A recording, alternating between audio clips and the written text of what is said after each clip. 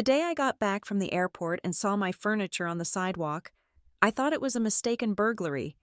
Then my mother texted, "Welcome to the real world, you homeless girl." They sold my penthouse to pay for my sister's debts. What they didn't know was that the penthouse wasn't titled the way they thought. The day they called me homeless was the day they pushed themselves off the cliff. My name is Paisley Salazar, and until about 20 minutes ago, I thought I had a home. The black car service slid to a smooth, quiet stop against the curb of Harborline Residences. The driver was already halfway out to retrieve my luggage before I'd even finished my last email. I was tapping out a final reply to my product team at Aurora Nexus Labs, my mind still on quarterly projections. When I finally looked up from the screen, I froze. The entire sidewalk, directly in front of the gleaming brass and glass entryway of the most exclusive building in the district, was a mountain range of my life. My teal velvet sofa, the one I'd waited 6 months for, was sitting precariously near the gutter. My standing desk, the one I'd built my career on, was disassembled and leaning against a fire hydrant. Stacks and stacks of white banker's boxes, sealed with packing tape, were piled high. I could read the sharp, unfamiliar handwriting from the car. Kitchen, books, closet, guest. My entire existence, every artifact I'd curated, every memory I'd boxed up, was stacked on the dirty concrete, exposed to the damp city air and the judgmental glances of passers-by. My first coherent thought was an apology. Someone was moving out, and my Uber was blocking their truck. I scanned the street, expecting to see a giant, 20-foot moving van double-parked, its ramp down. There wasn't one. There was only a smaller, battered-looking box truck parked in the commercial loading zone. 2 men in dirty blue uniforms leaned against it, smoking cigarettes, looking bored. I actually smiled at them. It was a small, polite, sorry for the inconvenience gesture as I stepped out of the car, the scent of diesel and street vendor pretzels hitting me. The city noise, the distant wail of a siren, the rumble of a crosstown bus, seemed suddenly deafening, amplified by my confusion. "Big move," I said to my driver, nodding vaguely at the pile of my belongings. He just grunted, pulling my rolling suitcase onto the curb, forced to navigate around a tall, brass floor lamp that I recognized, with a jolt, as mine. Wait, that was mine. That was my grandmother's lamp. The fog of confusion began to part, replaced by a cold, creeping dread. One of the movers pushed himself off the truck, flicked his cigarette into the street, and walked over, a clipboard in his hand. He had the weary, indifferent look of a man at the end of a very long, very annoying shift. "You Paisley Salazar?" he asked, not bothering to make eye contact. The question hit me like a physical shove. The air thinned. "Yes, I am—" "What? What is this?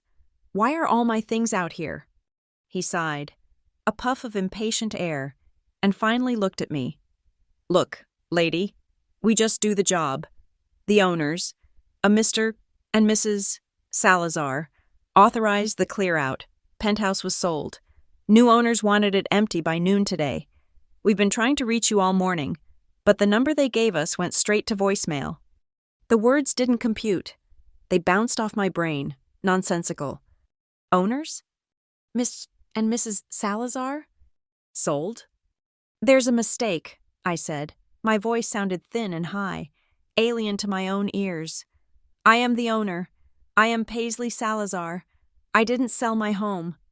The man shrugged, a gesture of complete and total indifference to the panic that was now rising in my throat, hot and acidic. "Don't know what to tell you. Sale was finalized this morning. According to the work order, we're just the haul-away crew. We're 5 hours behind schedule." My phone. I'd been on a flight from Chicago for 4 hours. My phone on airplane mode, the battery dying just as we landed. I'd only plugged it into the car service's charger 10 minutes ago. It buzzed in my hand now, vibrating violently as the digital world I'd missed came rushing in. The screen was a cascade of notifications, missed calls from my father, missed calls from an unknown number, but right at the very top, pinned by the sheer newness of them, were 2 text messages from my mother, Marisol Salazar. The first, sent 2 hours ago. Don't overdo it. It's done. We helped Luna. My stomach twisted into a knot so tight it hurt. Helped Luna? What did that mean? Luna was always in trouble. Luna always needed help. But this? The second text had arrived just 3 minutes ago, as I was pulling up to the curb, as I was looking at my sofa on the sidewalk. Fend for yourself tonight, homeless girl. Homeless girl. The 2 words glowed on the screen. It wasn't a typo. It wasn't a joke. It was a judgment, a declaration, a branding. The air left my lungs in a single, painful rush. The driver was looking at me, his hand out, waiting for a tip. The mover was looking at me, waiting for instructions. The city kept moving around me, but I was paralyzed on the pavement, staring at those 2 words. My world had just tilted off its axis. My fingers, numb and shaking, clumsy with adrenaline, hit the call button for Mom. It rang twice, then she picked up. What? Paisley? Her voice was sharp, impatient, clipped. I had interrupted something. What did you do? I whispered. I had to lean against the cold metal of the car door to stay upright. Mom, my things? They're on the sidewalk. A man here says you sold my apartment. I told you not to overdo it, she snapped, her voice a low hiss. It's handled. We had to. Your sister was in trouble. Real trouble this time. You wouldn't understand the kind of pressure we were under. You sold my home? I choked on the word. You sold my home without asking me? How? How is that even possible? Oh, stop being so dramatic, she spat. The accusation was as familiar as my own name. It's just an apartment. It's just things. You're always making things difficult, always being a nuisance. We used the power of attorney you signed years ago. It's legal. It's done. Stop bothering us about it. The line clicked dead. Nuisance. I was a nuisance. My life being emptied onto a public street was an inconvenience for her. My phone buzzed again before I could even lower it. A group chat notification. My father, Daniel Salazar, had just texted. Mom told me you called. His message read, Listen, kiddo. You always manage. You're the strong one. Luna needed this. We needed this. It's for the family. You always manage. The family motto for Paisley will fix it, so we don't have to. The justification for every burden they'd ever placed on my shoulders. And before I could even process his casual, devastating dismissal, a new bubble popped up in the same chat. My sister, Luna, the source of the fire that had just burned my life to the ground. You should be grateful. Paisley, seriously, it was just sitting there. You don't even need a penthouse. Some people have real problems. I looked at the pile of boxes, kitchen, books, closet, my life, neatly packaged by strangers, deemed disposable, an obstacle to be cleared. I wasn't a daughter. I wasn't a sister. I was a resource that had been liquidated. The mover cleared his throat, jolting me back.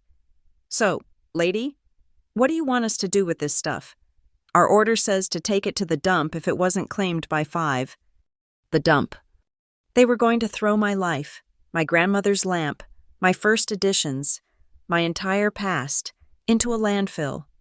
The sheer, breathtaking audacity of it ignited something cold and hard and clean in my chest. The shock evaporated, the grief fractured, and underneath, something else took its place, a sudden, terrifying clarity. I turned back to my phone. I hit call on the group chat. It went straight to speaker. She's calling again. I heard my mother's sigh in the background, muffled. Paisley, this is enough, my father started, his voice firm, the one he used when he was about to lay down the law. We made a decision as a family. You didn't sell what you think you sold, I said. My voice was low, steady, and utterly unrecognizable to my own ears. It wasn't the voice of their dramatic daughter. It was the voice of the senior product manager at Aurora Nexus Labs, the one who shut down failing projects and allocated multi-million-dollar budgets. Silence on the other end, a dead, heavy vacuum. What? My father said, his bluster completely gone. What are you talking about? Paisley? Don't play games, my mother demanded, her voice suddenly tight. I ignored them. I turned to the mover, who was now watching this family meltdown with undisguised interest. Do you work with a storage facility? Yeah, he said, thrown off. Manhattan mini storage? We can divert, but it's gonna cost you. Do it, I said. Take every single box, every piece of furniture, to a climate-controlled unit under my name. I'll pay the diversion fee and the first 3 months right now. I pulled my corporate Amex from my wallet. Paisley, what are you doing? Don't you dare hang up on me, my mother screamed through the phone, her voice tinny and shrill. I ended the call. I handed the card to the mover. I'll follow you in the car service to sign the paperwork. He looked at the card, then at me, and nodded. Okay, lady. The Uber driver, who had been standing by my lone suitcase this whole time, a silent witness, finally spoke. Where to after, miss? A hotel, I said. Any hotel. Just get me away from here. As the black car pulled away from Harbor Line residences, following the rickety truck that held the entire wreckage of my life, I made one more call. My fingers didn't shake this time. The name on the screen was Jordan Vega, my college roommate, my confidant, and, most importantly, my break-in case of apocalypse lawyer. He answered on the first ring, his voice sharp and alert, even at 7 p.m. Paisley, everything okay? You sound different.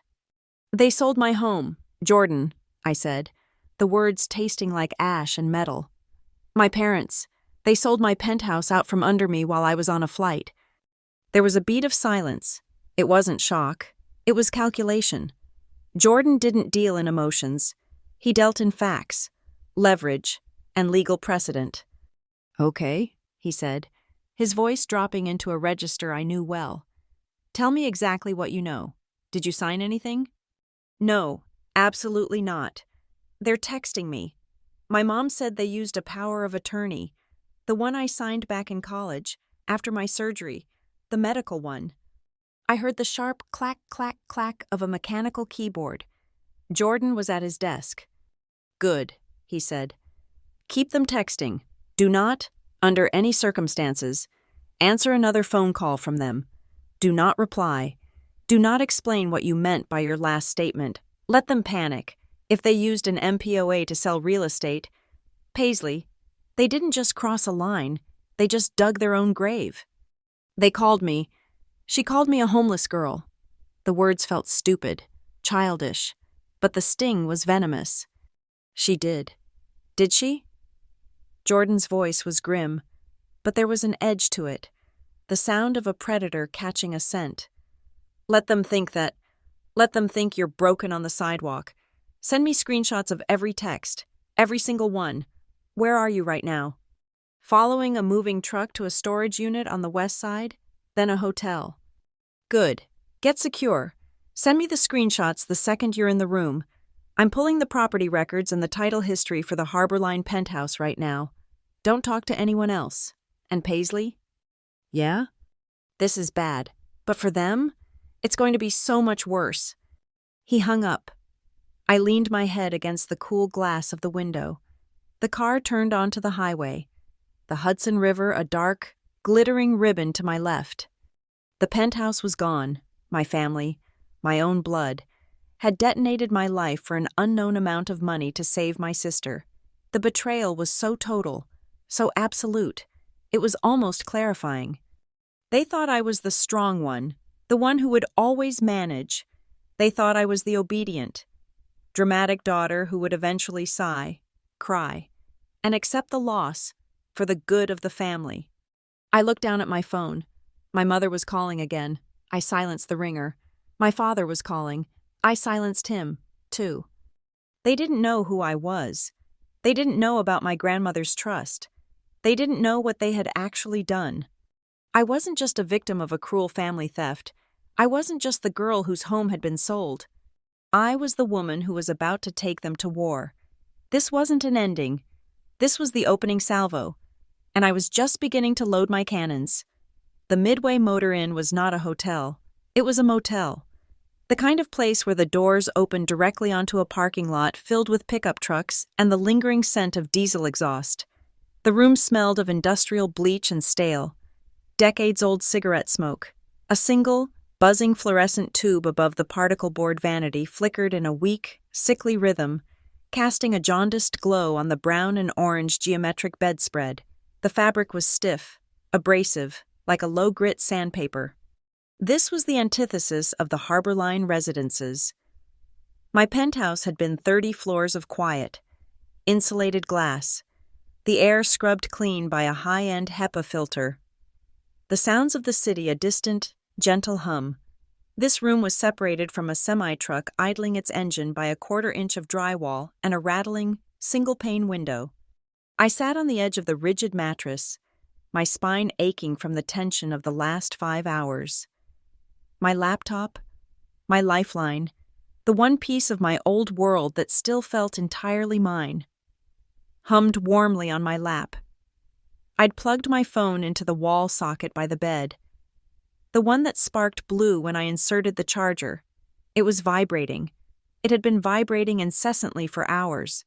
A frantic, angry buzzing on the cheap laminate nightstand. My father, my mother, Luna. I ignored it. I had followed Jordan's instructions. I had forwarded him the screenshots of the text messages, my mother's cruel homeless girl jibe, my father's placating. "You always manage." My sister's entitled, "You should be grateful." Then I had turned on Do Not Disturb. Now, I wasn't looking at the present. I was digging into the past. I logged into my encrypted personal drive, the cloud storage where I kept my lifeboat files, the documents a person hopes they never need, birth certificate, social security card, passport scans, tax returns, and a folder simply labeled Family. My cursor hovered, then clicked. The file wasn't hard to find. MPOA Signature 2015 PDF. I opened it, the antiseptic smell of a hospital room, so different from this motel's grime, rose in my memory. I was 23. I was 2 days post-op from an emergency appendectomy. The anesthesia and the good painkillers making the world feel soft and blurry at the edges. My mother, Marisol, had been the one to bring the clipboard. Her face, back then, had been a mask of practiced concern. "Paisley, honey, we were so worried," she'd said, her voice a soft coo. "Your father and I were talking. What if something had gone wrong?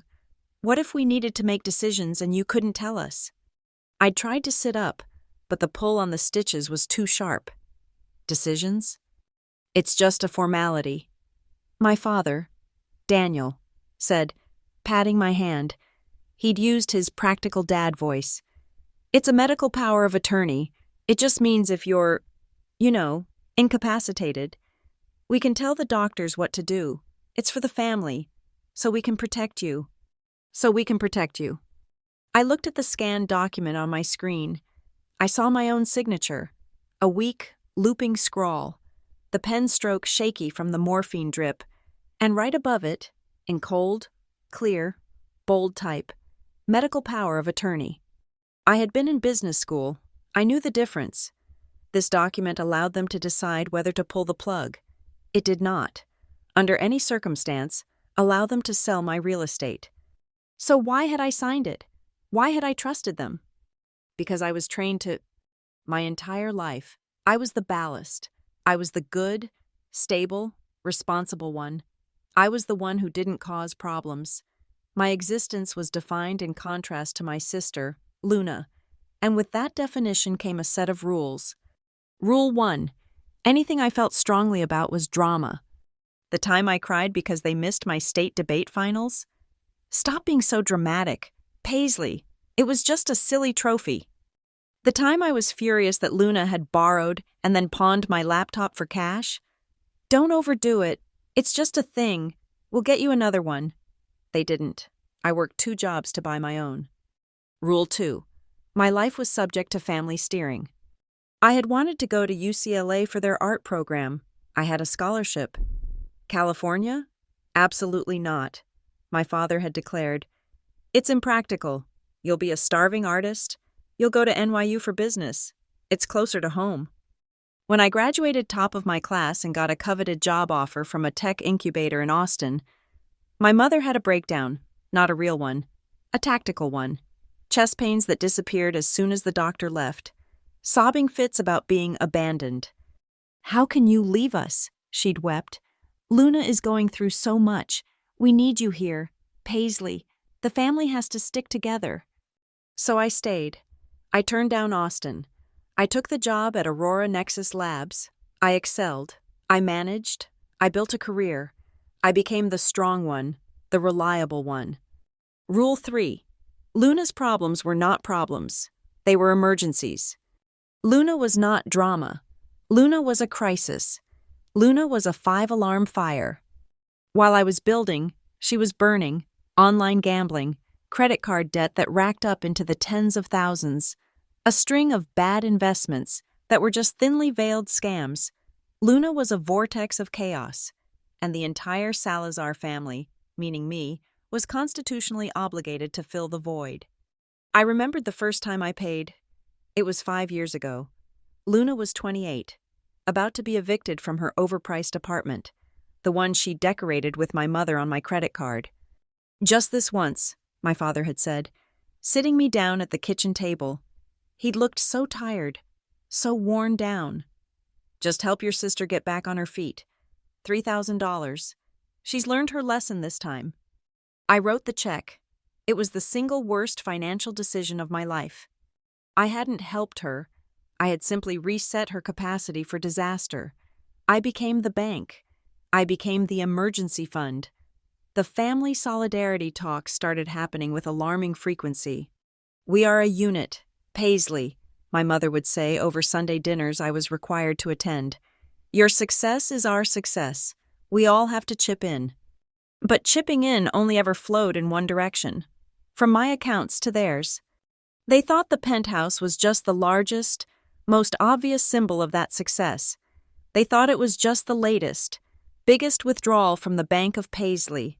They assumed my penthouse, like my car, my furniture, and my time, was just another family asset they could liquidate when the next Luna fire flared up.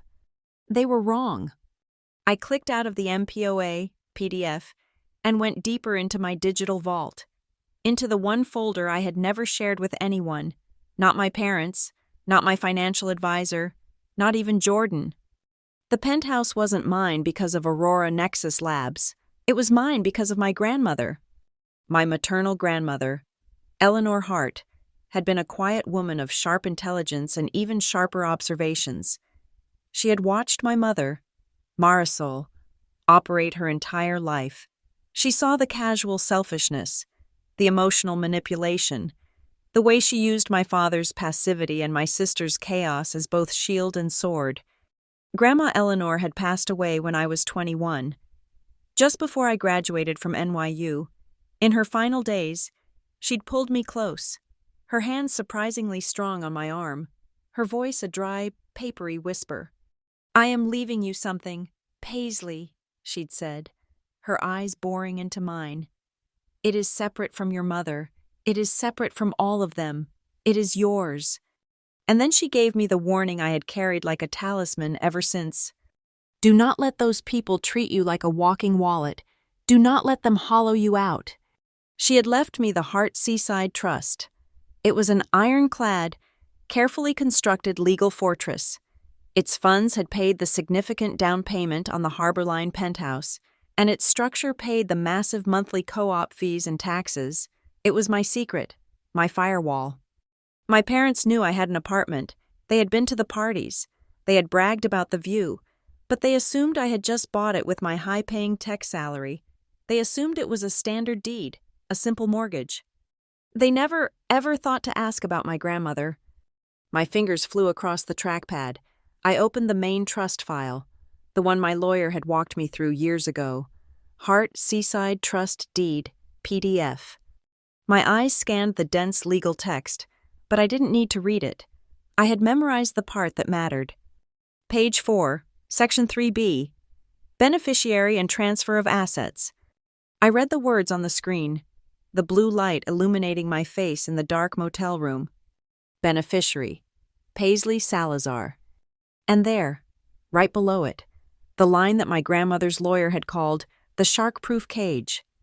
The property held within this trust, specifically the cooperative shares for Harborline Residences Penthouse A, cannot be sold, transferred, leveraged, or otherwise encumbered without the direct, uncoerced, wet ink signature of the primary beneficiary, Paisley Salazar. My breath hitched. They didn't have my signature. The medical power of attorney was useless. It was a scarecrow. This meant that to sell the penthouse, they didn't just misuse a legal document, they must have forged my name. They had to have hired a crooked notary. They had to have lied. Fundamentally and criminally. To the buyers, to the bank, to the co-op board. The full weight of it landed on me. A physical, crushing pressure. It wasn't a family dispute. It wasn't a betrayal. It was fraud. It was a felony. The stale chemical smell of the motel room snapped back into focus. The buzzing of the light, the rumble of the truck, the incessant, angry vibration of my phone on the nightstand. It all came rushing in. The pain was still there. It was a deep, septic wound that would probably never heal. The image of my sofa on the sidewalk, the cruelty of my mother's text, the casual betrayal of my father, that would be with me forever. But the panic was gone. The shock had receded. In its place, a cold, hard, terrifying clarity settled over me. My mother had called me dramatic. My father had called me the strong one. My sister thought I was a resource. They had all underestimated me. They had mistaken my patience for weakness. They had mistaken my loyalty for stupidity. They thought they had cut me off, pushed me out, and taken my greatest asset, leaving me homeless. I leaned back against the abrasive, geometric-patterned headboard, the glow of the laptop screen illuminating the small, dark room. I whispered the words to the empty, stale air. They put the noose around their own necks. I left the Midway Motor Inn before the sun came up, checking out with a cash payment that left the front desk clerk looking bored and unsurprised. I was done hiding in filth. I was done feeling like a victim. I took a different car service to a high-end business hotel in Midtown, a place of beige, chrome, and complete anonymity. Paid for with my corporate card, it was a sterile, soundproof suite designed for executives who needed to work, not for people hiding from their lives. It was perfect. I connected my laptop to the hotel's secure high-speed internet, the screen a bright, clean portal. At exactly 8 a.m., Jordan Vega's face appeared on my screen. He wasn't in his living room. He was at his desk. Behind him, the glass walls of his office conference room were already lit by the morning sun, rows of thick, bound law books gleaming on the shelves. He wore a crisp blue shirt, no tie, and his eyes were sharp. He'd clearly been at this for hours. He wasn't my college roommate anymore. He was counsel. "Paisley," he said, his voice clipped and professional. "I'm glad you're in a secure location. I've spent the last 12 hours pulling every record I could find. Let's not waste time." "I sent you the trust documents," I said, "and the MPOA scan, and all the texts." "I've read them," he said. He leaned forward, the camera angle making him look formidable. "Let's start with the good news. The Hart Seaside Trust is a thing of beauty. Your grandmother, Eleanor, must have been a very, very smart woman. It is an ironclad, irrevocable trust. You are the sole beneficiary. The terms are explicit. The property cannot be sold without your signature, period." A small, tight knot of tension I hadn't even realized I was holding began to ease in my chest. "So the MPOA is toilet paper," Jordan cut in, waving a dismissive hand. "A medical power of attorney is for medical decisions. It has zero, and I mean zero, bearing on a real estate transaction, especially one involving a trust. They might as well have used your library card." "But Jordan—" "The sale happened," I insisted, the reality of my furniture on the sidewalk still feeling more real than this legal theory. "The man from the moving company said it was finalized." "How?" Jordan's expression darkened. The seriousness I'd glimpsed on the phone last night was fully present now, a heavy, somber weight. They didn't just misuse a document, Paisley, they committed forgery, and they did it by selling the one thing they thought you'd protect, your reputation. He shared his screen. The first document that popped up was the new title record. They sold it, he said, his voice flat. The sale closed yesterday morning, just hours before you landed, and look at the price. I scanned the numbers. My stomach dropped. They gave it away. They sold it for 35% below the lowest market comp, Jordan said, his voice hardening with anger. This wasn't a sale, Paisley. This was a liquidation. They weren't trying to get value. They were trying to get cash, and they were trying to get it before you got home. But who would buy it that fast? Who would accept a deal like that? The Harbor Line Co-op board is notoriously strict. They interview everyone. It takes months. It takes months when the sale is legitimate, Jordan said. But a sale moves very fast when the seller's agent is told the owner is having a psychotic break. I just stared at him. What? I made a call to the buyer's agent. He's already nervous. Thinks he's about to be named in a lawsuit. He's talking. The buyers, a couple named Adam and Chloe, were fed a very specific story. Your parents and the listing agent, Nadia Brooks, told them that the owner, you, had a severe and sudden mental health crisis. The blood drained from my face. They were told you were unstable, a danger to yourself, and had been involuntarily committed. They were told your parents were using the MPOA to liquidate your assets to pay for your long-term intensive psychiatric care. I couldn't breathe. It was the most perfect, most evil lie. It used my own success against me. Of course, the high-powered tech exec who snapped would have assets to liquidate. It used my family's concern as a cover. It created a false urgency that bypassed the co-op board's scrutiny. Who was going to question a family desperately trying to save their daughter? My God, I whispered. The text, homeless girl. They weren't just being cruel. They were reinforcing their story. The story that I was the one who was broken. They weaponized the very narrative they've been building for 30 years, Jordan said, his voice a low growl. Every time you had a valid emotion, you were dramatic. Every time you set a boundary, you were difficult. Every time you objected to Luna's behavior, you were overdoing it. They spent your whole life practicing this lie, painting you as the unstable one, so that when they finally needed to pull the trigger, the story was believable. He clicked to another window. It was an email chain. The realtor, Nadia Brooks, was getting cold feet, Jordan said. Look at this, an email from her to your mother, sent 3 days ago. He highlighted the text. Nadia Brooks had written, Marisol, I must stress again, this is highly unusual. The board requires the owner's presence, or at the very least, a notarized video confirmation for a power of attorney sale of this magnitude. The price you're asking is low enough to raise red flags. And right below it, my mother's reply. My blood turned to ice. Marisol Salazar had written, Nadia, as I have explained to you, my daughter is not stable enough to participate in a call or a signing. We are handling her affairs. The MPOA is all you require. Are you going to help us? Or do we need to find someone who understands the sensitivity of our family's medical crisis? She put it in writing, I whispered, the words catching in my throat. She put it all in writing, Jordan confirmed, his face a grim mask. This, Paisley, is our case. They didn't just use the drama queen narrative to manipulate you. They used it to commit a felony, and now we are going to use it to expose them. He stopped sharing his screen, and his full attention was on me. So here is the plan. This is a puzzle, and we have the corner pieces. First, I am filing for an emergency temporary restraining order and injunction to freeze the proceeds of that sale. They just got a massive wire transfer. We have to stop them from wiring that money to Luna's bookies or offshore accounts. That happens today. Second, he continued, holding up 2 fingers, we file a suit to void the sale entirely, based on fraudulent conveyance, forgery, and conspiracy. We will name your parents, Luna, and Nadia Brooks as defendants. The buyers, Adam and Chloe, will be our primary witnesses.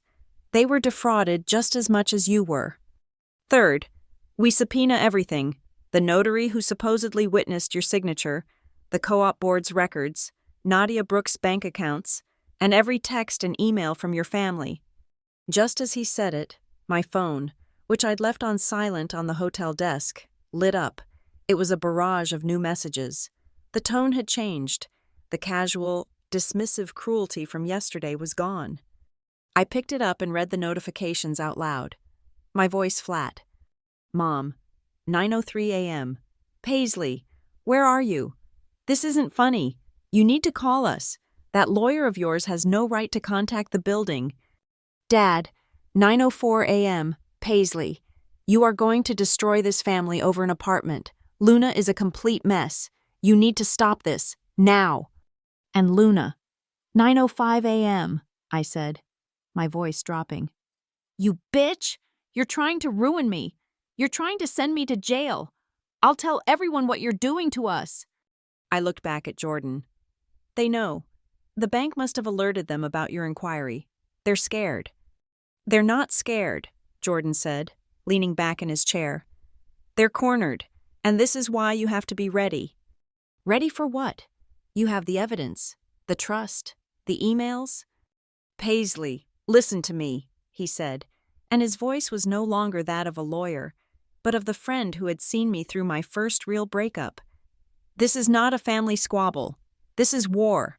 You are accusing your parents and your sister of crimes that carry prison sentences. They are not going to go quietly. They are going to fight back with the only weapon they have. The narrative, I said. Exactly. They are going to try to prove their lie. They will tell the court, the press, anyone who will listen, that you are unstable, that you are vindictive, that you are incompetent. They will use every personal, private thing you have ever told them to paint you as a lunatic who is now having buyer's remorse on a sale you secretly approved. This is going to be the fight of your life. You need to be ready for that. I looked away from the screen, out the window of the hotel. The city was moving, alive, indifferent. Trucks were making deliveries. People were rushing to meetings. The world was normal. My old life, the one where I had a family, was gone. It had been an illusion, a role I was playing as the good daughter in a sick, twisted play. They thought they had cast me as the victim. They thought they had written me out of my own home. But the light of the law was now shining on everything. The dark, messy, unsaid rules of my family were being translated into legal code. Coercion, fraud, conspiracy. Every stop being dramatic was evidence of emotional manipulation. Every "it's for the family" was proof of conspiracy. I turned back to Jordan. The pain was still a cold, heavy stone in my gut. But the confusion was gone. I wasn't a homeless girl. I was a plaintiff. They started this, Jordan, I said, my voice clear and steady. I'm going to finish it. What's next? A thin, cold smile touched Jordan's lips. Next, I file the injunction. You sit tight, you don't answer your phone, and you let them marinate in their panic. The offense has begun. 2 days later. I was not in a hotel. I was in the main conference room of Jordan Vega's law firm, a 36th floor glass box that overlooked the gray sprawl of the city. The anonymity of the hotel had been replaced by the sterile focus of a war room. It wasn't just Jordan and me. At the head of the polished mahogany table sat a man named Lila Hammond, a forensic accountant Jordan had on retainer. He was compact, wore wire-rimmed glasses, and had the quiet, meticulous demeanor of a watchmaker.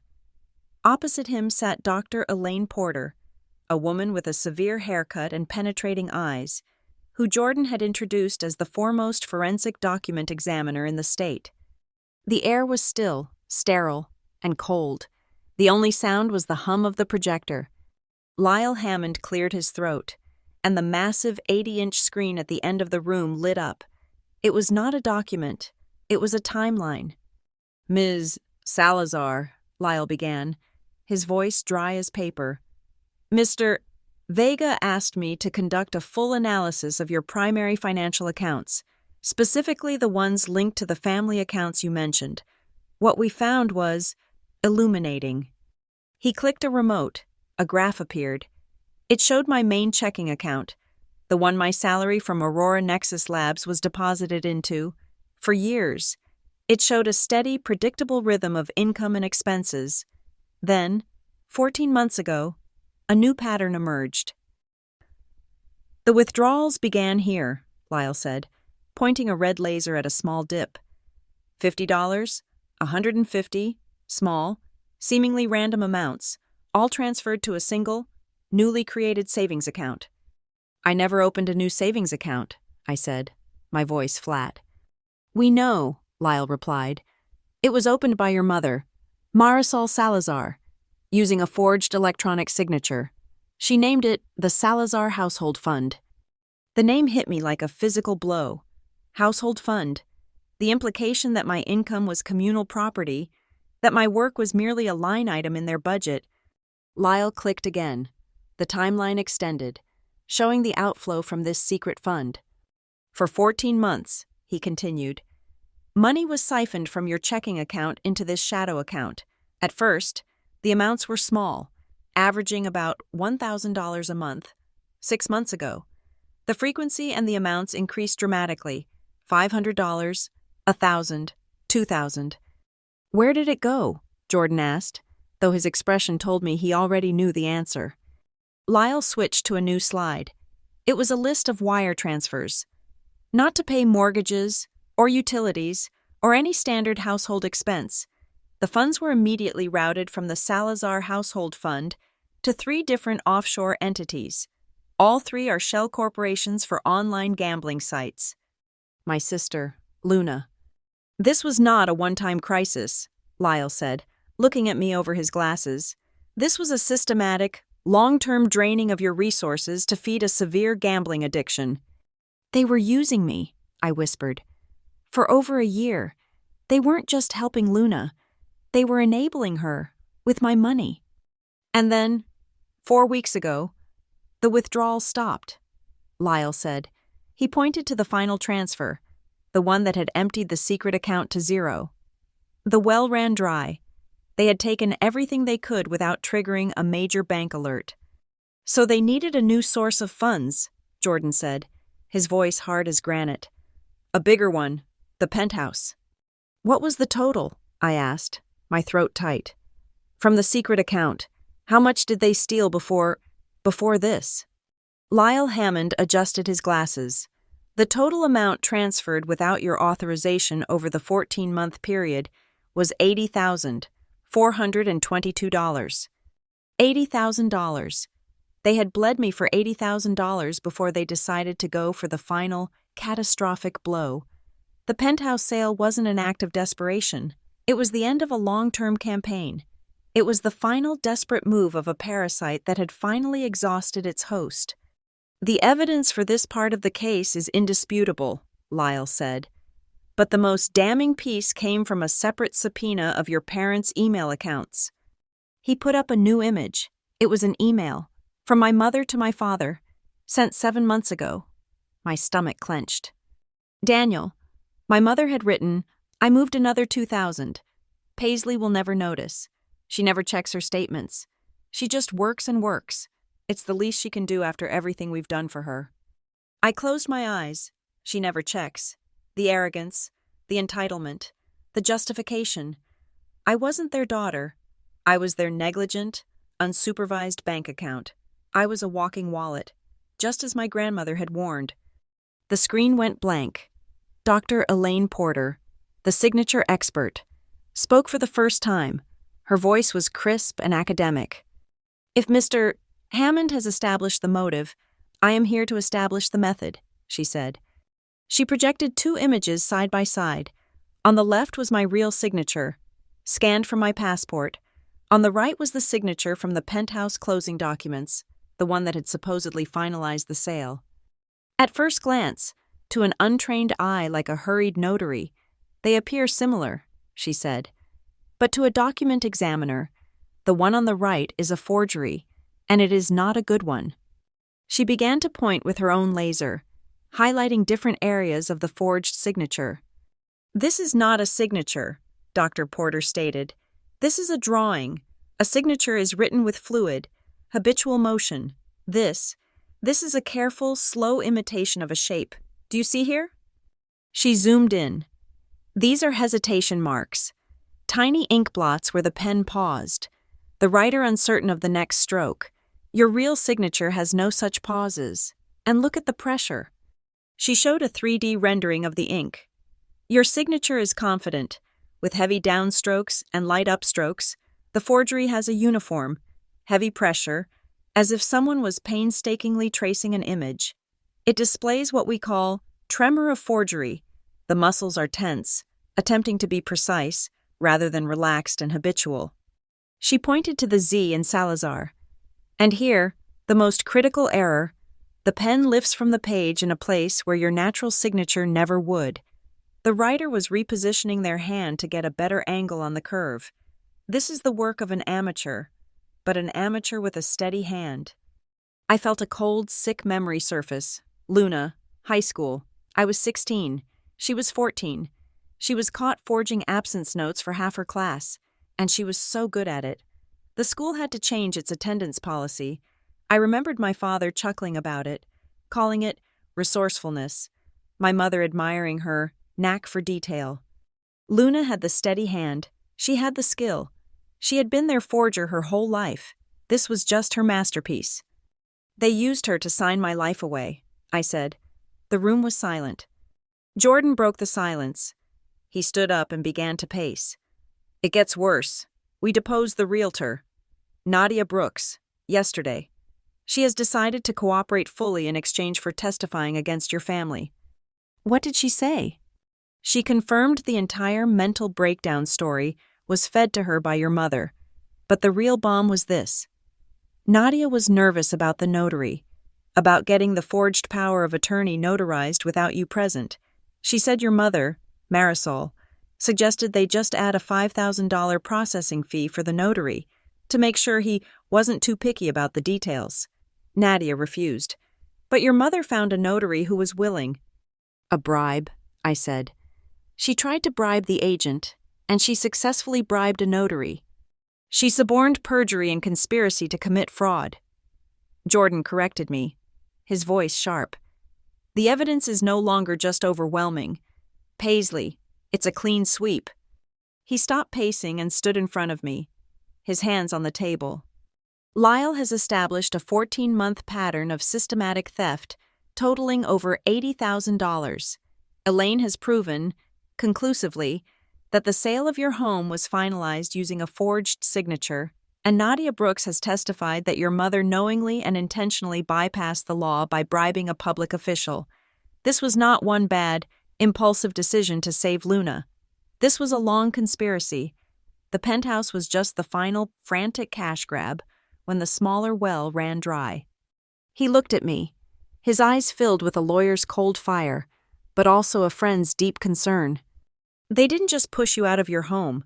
They have been financially abusing you for years. They used your trust, your success, and your good daughter persona as a screen for their crimes. The narrative they're going to try to sell in court, that this was a family matter, is dead. We have the data. We have the proof." He walked to the side table and picked up a thick-bound document. It was hundreds of pages thick. He placed it in front of me on the gleaming mahogany. "This is the full complaint," he said. "This is no longer just an injunction to freeze assets. This is the formal lawsuit. It lists counts of fraud, conspiracy, forgery, fraudulent conveyance, and intentional infliction of emotional distress. It names Marisol Salazar, Daniel Salazar, and Luna Salazar as primary defendants." He placed a blue pen on top of it. "This is the last step," he said. "Once you sign this, the war is no longer quiet. It's public. There is no going back. They will be served tomorrow morning." I looked at the cover page. Paisley Salazar ver. Marisol Salazar, et al. I thought about the past 2 days, the confusion, the pain, the motel room, the homeless girl text. I thought about the 14 months of secret theft. the $80,000, the calculated, arrogant email. She never checks. My pain was still there, a cold, hard stone in my chest, but it was no longer grief. It was fuel. It was resolve. They used my signature to destroy my life, I said, picking up the pen. It's only fitting I use my real one to start taking it back. I opened the file to the last page. My hand did not shake. There was no hesitation, no tremor, no unnatural pressure. I signed my name. My phone had been silent for 36 hours, an eerie, unnatural quiet. Jordan had warned me that the silence after serving the complaint would be the loudest part. They would be in shock, he'd said. They would be with their new lawyer, plotting, trying to find a way out. But he was wrong. They weren't plotting. They were panicking. The dam of silence broke at 9:13 on a Wednesday morning. My phone, sitting on the hotel desk, began to vibrate with such intensity it skittered across the wood. It was a cascade, an avalanche of notifications, 10 missed calls, 15, 20, a flood of text messages, and then the voicemails. I let them pile up for an hour, a mounting digital monument to their terror. Then, I poured a cup of black hotel coffee, sat down, and pressed play. My mother's voice was first, no longer the sharp, dismissive hiss I remembered. This was a new voice, laced with a shrill, public-facing outrage. Paisley Salazar, what have you done? A lawsuit? A lawsuit? You are airing our private family business in front of the entire world? You are embarrassing us. How could you be so selfish? After everything we have given you, this is the thanks we get? You are shaming this family. I deleted it. The next one was my father. He was trying to sound reasonable, the disappointed dad persona that had worked on me for 30 years. Kiddo, it's too much. You know money is just money. It all would have gone to the family eventually. You're tearing us apart over a building. Luna is a complete wreck. She hasn't stopped crying. You need to call this off. It's a small thing. We can handle this in the family. Just stop this. I deleted it. The last one was from Luna. Her voice was not the entitled whine from the group chat. It was a low, guttural snarl, vibrating with pure, uncut malice. You think you're smart, don't you? You pull this lawyer crap, and you are done. I am ruined. You know what happens if I'm ruined? It's on you. My life is on your hands. You're trying to send me to jail. You'll pay for this, you bitch. I saved that one. They were exactly what Jordan said they would be. Shame, minimization, and threats. They weren't sorry for what they did. They were terrified that they got caught. My phone rang again. It was my mother. I looked at the screen. Jordan's advice was absolute. Do not talk to them, not a word. Everything goes through me. But I looked at the laptop on the desk. I thought about the forged signature. I thought about the $80,000. They were cornered. They were stupid. And they were. For the first time in my life, vulnerable. They weren't thinking like criminals hiding evidence. They were thinking like parents and a sister trying to emotionally bludgeon me back into line. I opened my laptop. I started the built-in screen recorder, making sure the audio input was live. I clicked accept on the call, but I hit the video icon, escalating it. Their faces flickered onto my screen, a chaotic triptych of desperation.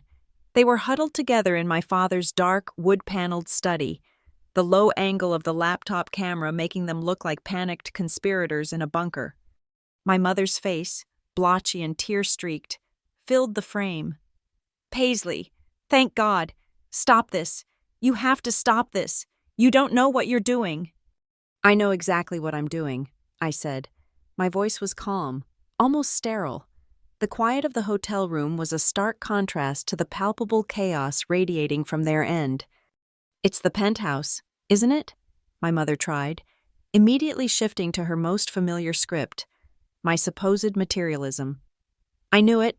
You are obsessed with that place. You always were. You care more about things, about stuff, than your own family. Your sister was drowning, Paisley, drowning, and you are worried about your precious view. My father pushed into the frame, his face gray and exhausted. He was still trying to play the peacemaker. "She's right, honey. It's just a small thing, a misunderstanding. We can fix this. We can work out a payment plan. We can get the money back." "A payment plan?" I repeated the words, letting them hang in the air. "A payment plan for the home you sold from under me? The one you forged my name to sell?" "It was an emergency," my father shouted, his reasonable mask cracking. "We had to." "Was it an emergency when you opened the Salazar Household Fund 14 months ago?" The silence that fell was absolute. It was heavy, suffocating. I watched their faces. My father's expression went blank, confused. He glanced sideways at my mother. My mother's eyes widened, and a dark, angry flush crept up her neck. She knew. What is she talking about, Marisol?" my father asked. "I know about the secret savings account. Mom," I continued, my voice steady, relentless, each word a hammer blow. "I know about the small withdrawals, $50, $150, building up, month after month, siphoning my salary before I even saw it." You have no right," my mother stammered. The Righteous Victim Act was gone, replaced by the raw panic of being exposed. "That was for household expenses." "Was it?" I asked. "Or was it for Luna? I know about the $80,000. If my first statement was a shock, this one was a detonation. Luna, who had been hiding in the background, a shadow of sobs, physically flinched, her head snapping up. "I know about the $80,422. Luna," I said, locking my eyes on her through the camera. "I know about the offshore gambling sites. I know about the wire transfers. This wasn't a one-time crisis. This was a 14-month operation. You bled me dry. The penthouse wasn't the first move. It was just the last one.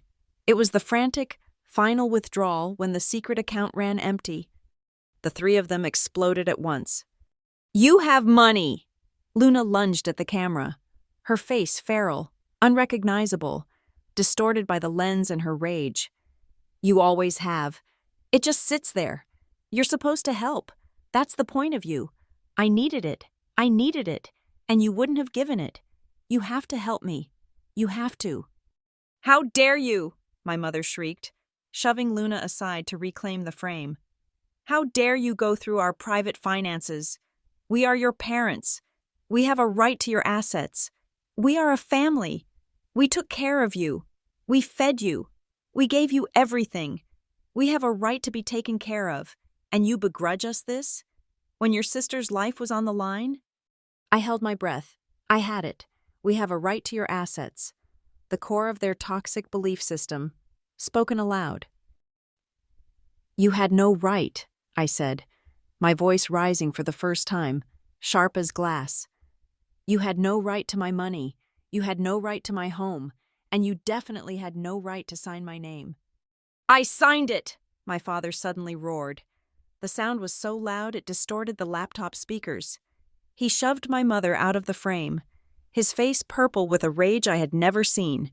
The reasonable dad was gone, replaced by the cornered patriarch, the man who had lost control.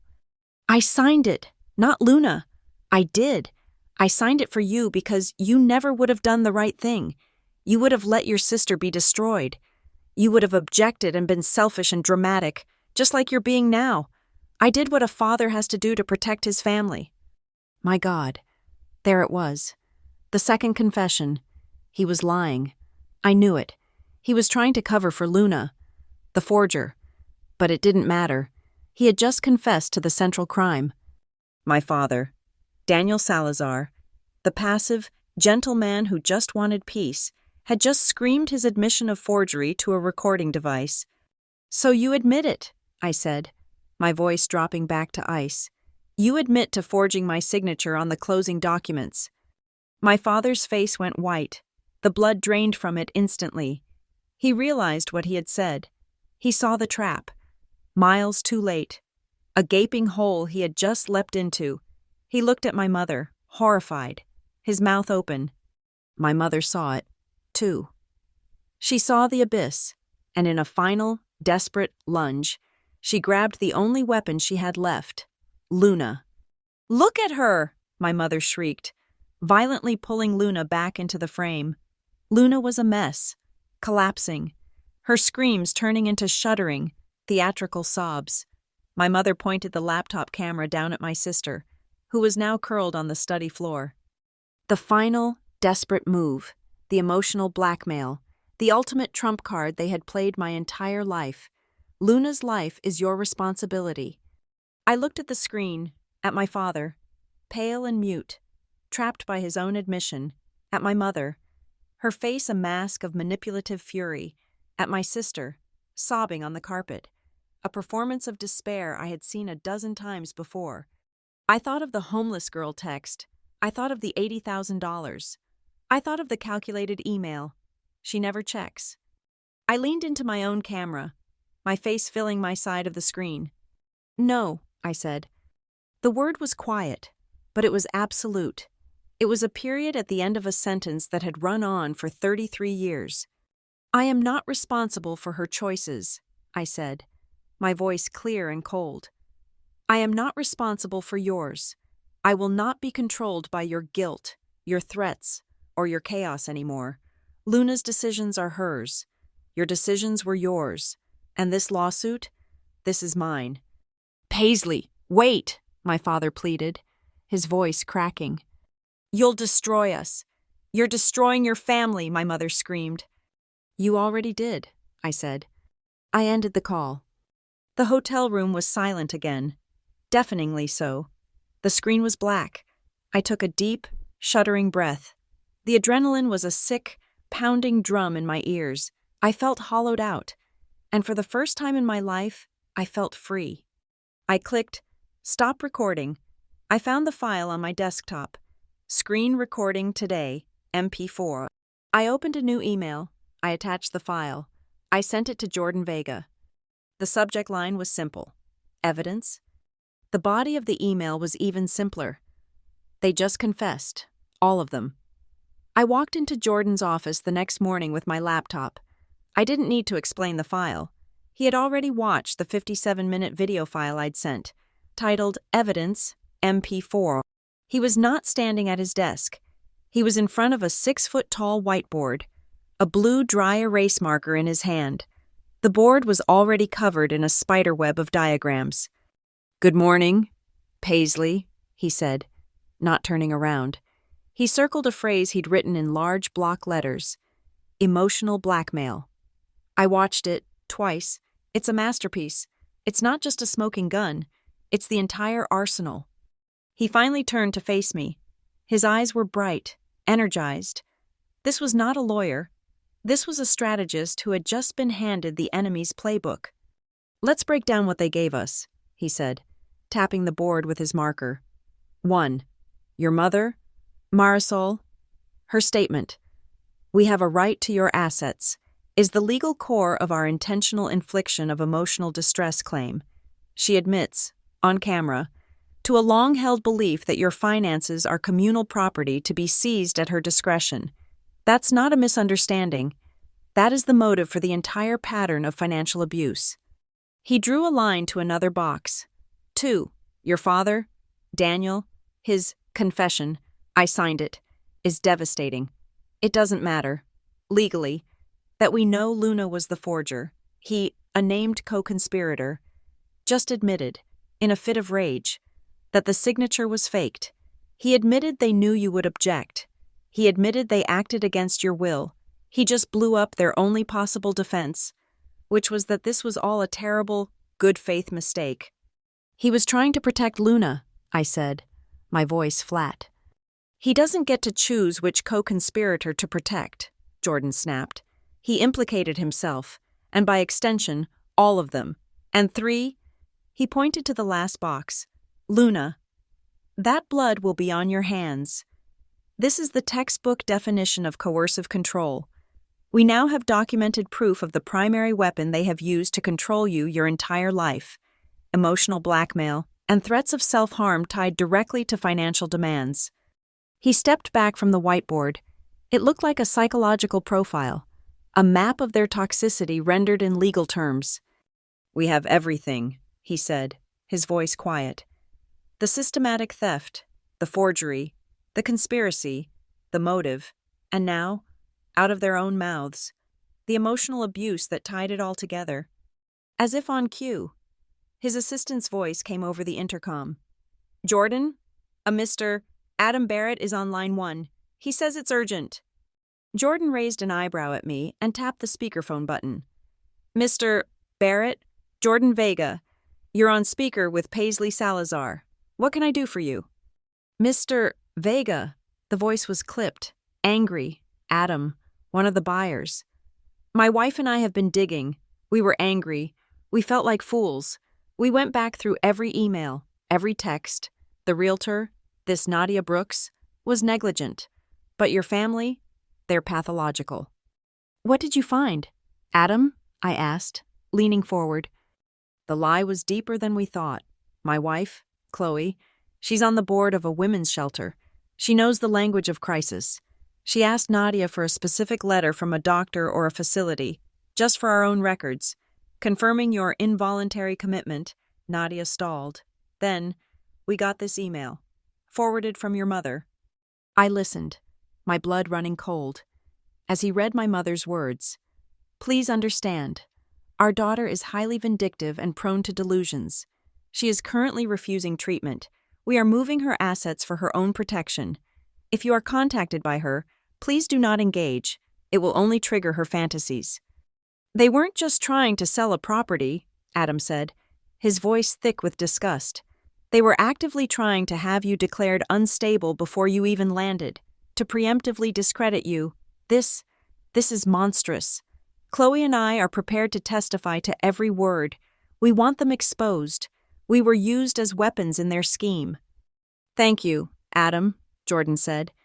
"Your testimony will be invaluable." He hung up. Before I could even process the depth of that premeditated character assassination, the intercom buzzed again. "Jordan, I'm sorry to interrupt, but Nadia Brooks is in the lobby. She doesn't have an appointment. She's crying." Jordan looked at me. I nodded. "Send her in." Nadia Brooks was not the sharp, tailored realtor I'd seen in pictures. She was a wreck. Her eyes were red and swollen, her hair a mess. She clutched a large manila envelope to her chest. "Ms. Salazar, Paisley," she stammered, ignoring Jordan and walking directly to me. "I am so sorry. I knew it was wrong. I knew it felt off. The price was too low. The timeline was too fast. But Marisol, your mother, she was so convincing." "She told you I was in a psychiatric facility," I said. It was not a question. "Yes," Nadia whispered, tears welling up again. "She said you'd had a complete breakdown. She made it sound like they were heroes, saving you from yourself. I let my greed and her story cloud my judgment. My career is over. I know that. The real estate board has already suspended my license pending an investigation." "Why are you here, Nadia?" Jordan asked, his voice neutral. "Because they lied to me, too," she said, her voice hardening. "And I have this." She opened the envelope and slid a document across the table. It wasn't an email. It was a scanned receipt from a courier service. "Your mother told me she found a private notary who would handle the signature for a fee. I told her that was illegal. She told me to mind my own business. This is the receipt for the courier she used to send the forged documents to that notary. His name and address are on the label. His name is Vincent Riley, and I have a text from your mother confirming a $5,000 payment to him for his discretion." A bribed notary. The final, critical piece of the puzzle. "He'll be our next witness," Jordan said, taking the receipt. "There's one more," Nadia said. She pulled out her phone. "After the bank froze the sale proceeds, your mother called me. She left this." She pressed play. My mother's voice, thick with rage, filled the conference room. "Nadia, you useless coward. You were supposed to be on our side. You took your commission. You better fix this. If we go down, you are coming down with us." "She threatened her," I said. "She confirmed her," Jordan corrected me. She just admitted Nadia was on their side and took her commission. Nadia, you may have just saved yourself from a criminal charge. Thank you. Nadia nodded, looking relieved, and was shown out. The buyers are witnesses. The realtor is a witness. The notary is about to be a witness, I said, feeling a strange, cold calm settle over me. It's airtight. Almost, Jordan said. He turned his chair to face me, his expression shifting from strategist to drill sergeant. The hearing for the full injunction and the asset freeze is in 48 hours. Their new lawyer, Kessler, is going to try to unfreeze that money, and to do that, he is going to try to destroy you on the stand. He is going to use the exact narrative your mother created. We have to prepare you. For the next 2 hours, Jordan became Kessler. He was brutal. Ms. Salazar, you're a highly successful, wealthy tech executive, are you not? I'm a senior product manager. A simple yes or no will suffice. You are wealthy? I am compensated well for my work. And you are suing your parents, who are of modest means, and your sister, who struggles with a debilitating gambling addiction, suing them for every penny they have? My blood boiled. They stole my home. They forged my name. Wrong. Jordan slammed his hand on the table, making me jump. You're defensive. You're emotional. You're dramatic. That's what he wants. He wants to show the judge the unstable daughter your mother described. Stick to the facts. Try again. You're suing your sick sister? I took a breath. I centered myself. I am suing 3 individuals who conspired to commit felony fraud.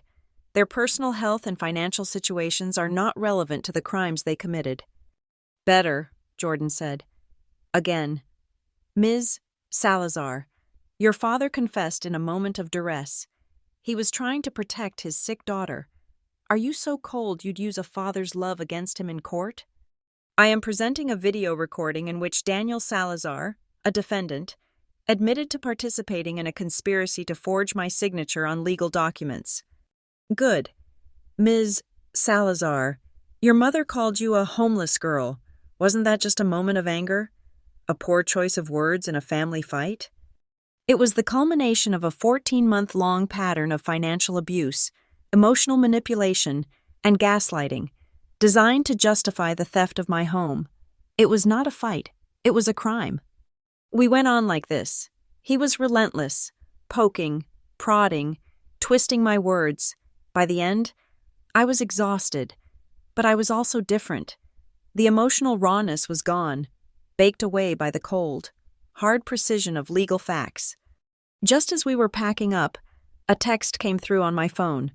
It was from a number I didn't recognize, but the name was familiar.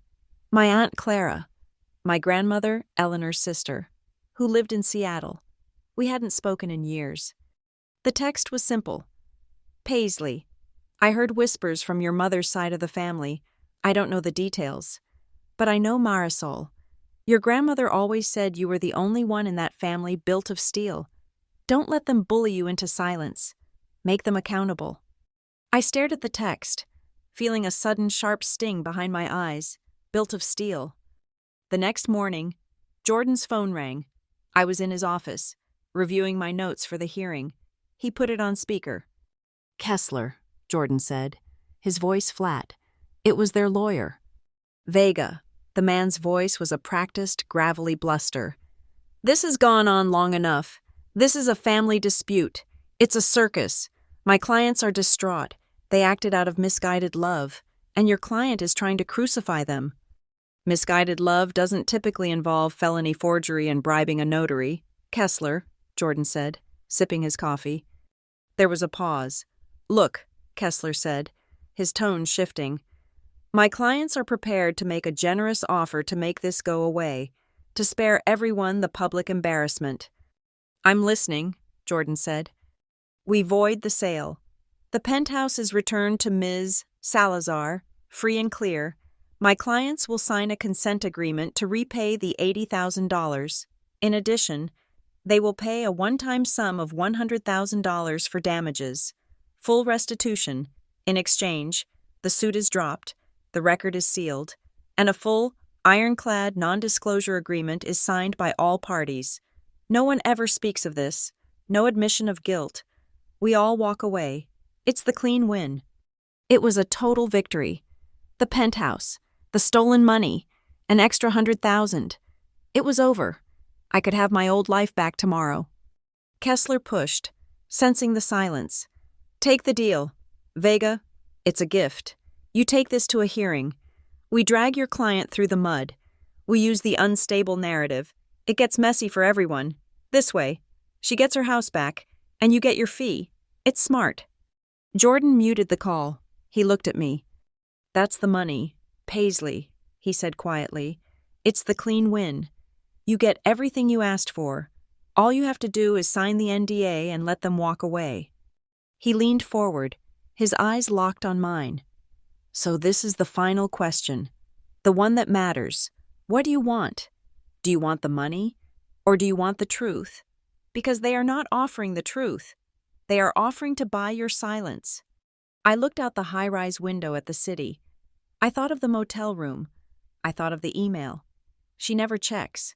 I thought of the video of my mother's face, twisted in a lie. We have a right to your assets. And I thought of the text message that started it all. Homeless girl. If I signed this, they would walk away. They would tell themselves they just had a close call. They would tell their friends I had a dramatic episode and sued them, but it was all resolved. The narrative they had built, the one where I was the problem, would remain. They would have learned nothing, except to be more careful next time. They aren't offering justice, I said, my voice barely a whisper. They're offering a refund. I turned back to Jordan. My spine felt like my grandmother's steel. They called me unstable. They tried to steal my identity to cover their crime. They don't get to buy their way out of the truth. They don't get to hide. I stood up. Tell him no. No settlement. No NDA. I'm not here for a clean win. I'm here for a public judgment. I want the truth on the record. I'll see them in court. Jordan's face broke into a thin, cold smile. It was the most terrifying, beautiful smile I had ever seen. He unmuted the phone. Kessler, he said, the offer is rejected. We'll see you at the hearing. Courtroom 3B was on the 12th floor.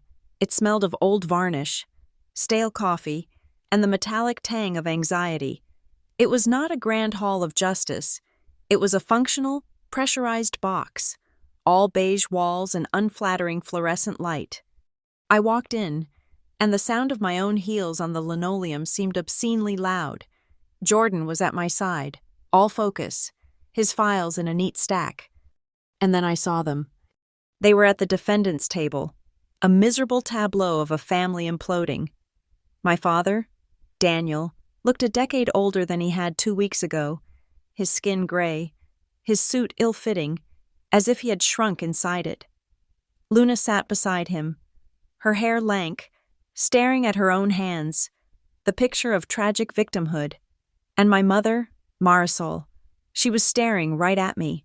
Her eyes were not filled with remorse, or sadness, or guilt. They were hard, black stones of pure, unadulterated hatred. I was not her daughter. I was the traitor. I was the serpent who had entered her garden and was now burning it to the ground.